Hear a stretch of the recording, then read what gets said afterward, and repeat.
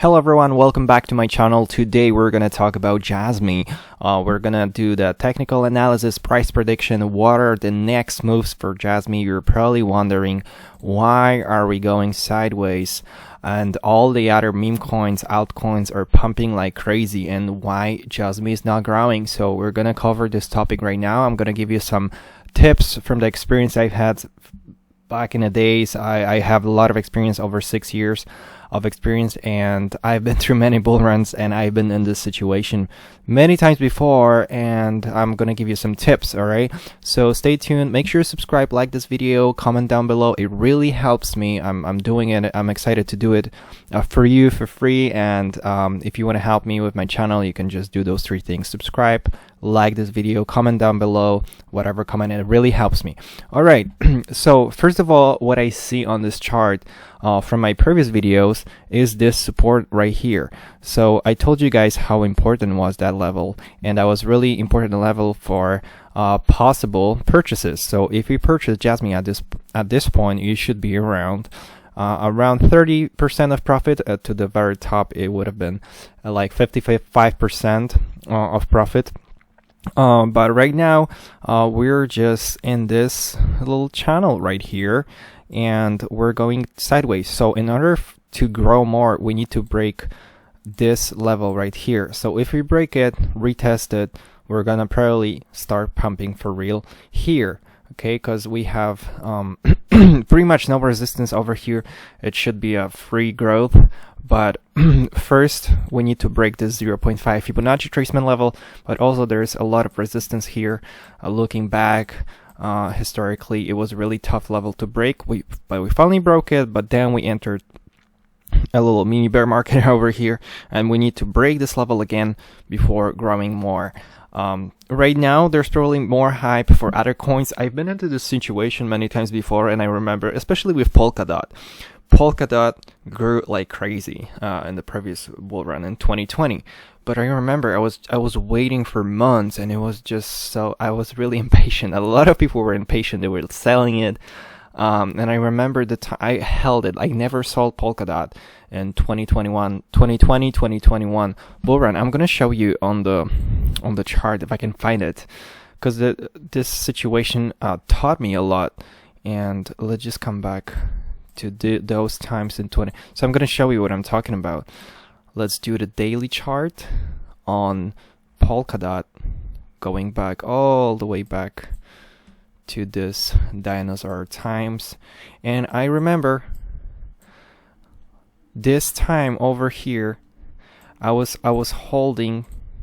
That was September 2020, and that was October, November, December, and those are like, everything was growing like crazy during this time over here, and Polkadot was just going sideways, and everyone was going impatient.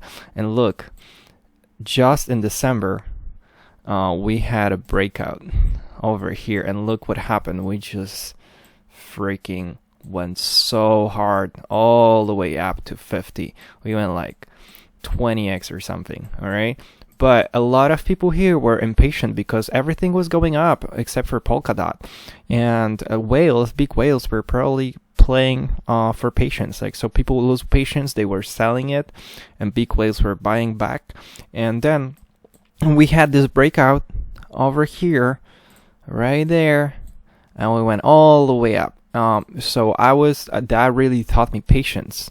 That you need to have, especially in crypto, because people are really impatient. They want to win now. They want to make money super fast, and you have to be patient. And what's good about crypto is that you don't have to be patient for a long time. It's just, everything happens so quickly, within days and weeks.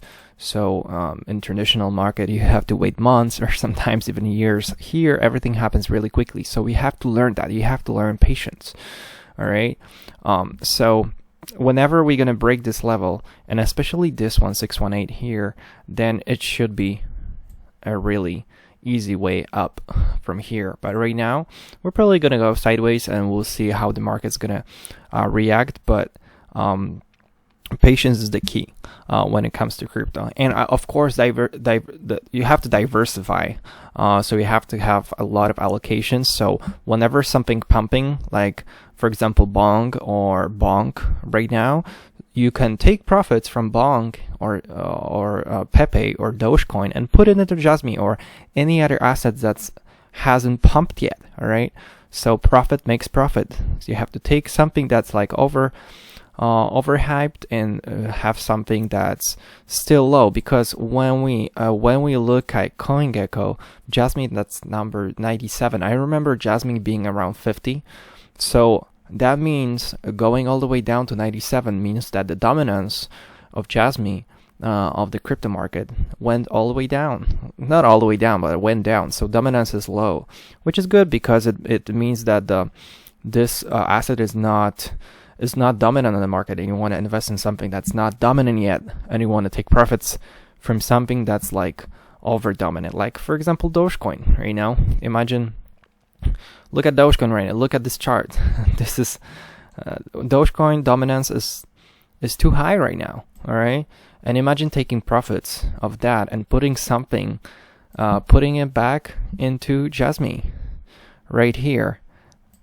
We're still low, and then Jasmy makes another run, and then it will make another profit. So it's a strategy that I'm using. I'm always cutting a little bit of profit here and there, and I'm moving it around to something that hasn't pumped yet. All right, this is really important. Or if the dominance is low, then you can take profits and move it into Bitcoin. But Bitcoin is really high right now. If we take a look at RSI, the daily RSI is high, weekly is probably entering the overbought zone, and we're really high at all-time high right now. But if we're in a correction mode and the dominance is low, like it's really a good idea to take your profits and move it into BTC and then let it grow. So profit that you made on your altcoins will work on Bitcoin, and then you can take profits from BTC and move it back into altcoins, and so on and so on. You can also use the stock market for this too, and gold and silver and everything, and just like swing it around.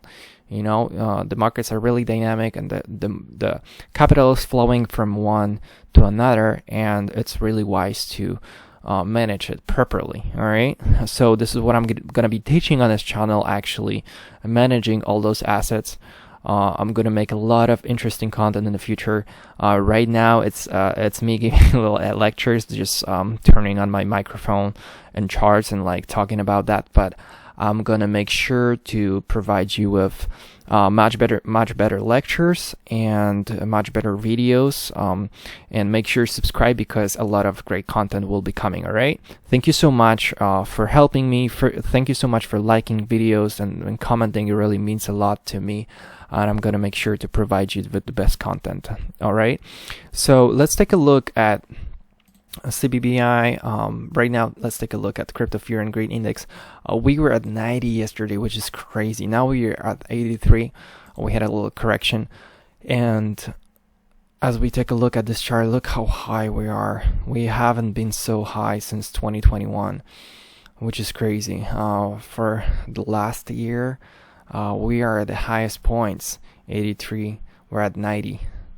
We were at 90 in March, yeah, but before it was like long time ago. I think it was February 2021. Crazy. So being in extreme greed means that you have to be cautious, and you have to increase the amount of stable coins and cash that you have in your portfolio. All right, because then when extreme greed will turn into extreme fear, then you will be so happy. Like, remember I did it first time. There were a lot of corrections on the market, a lot of crashes, and I had a big exposure on altcoins or BTC, and my value was just going down so hard. Like, I would lose like 50% of my net worth in crypto, and I was just so mad. And the first time, I remember I had a lot of stable coins put aside and I took my profits. And when market crashed, I was just so happy because I was just buying everything with smile. I had my limit orders I set everywhere, and then after 1 or 2 days there was a relief rally, and I was just making hell of a money from buying dips, and then it was like quick 20, 30, 50, 100% everywhere, so you can literally double your worth just having some stable coins on the side and waiting for the crash. Because as Warren Buffett said, it's actually easier every minus 50% on a correction, you have to make 100% to make it back. So if you have, for example, let's say the Bitcoin's price is gonna go, I'm gonna draw it on the chart so you know exactly what I'm talking about. Imagine the price of Bitcoins go up here, and there's 100k, and then it drops, boom, to 50 before going up to 130, right? So imagine it goes to 100, and you take some profits, and then there's correction of like minus 50%. So your, let's say $100,000 after this correction will be only $50,000 here.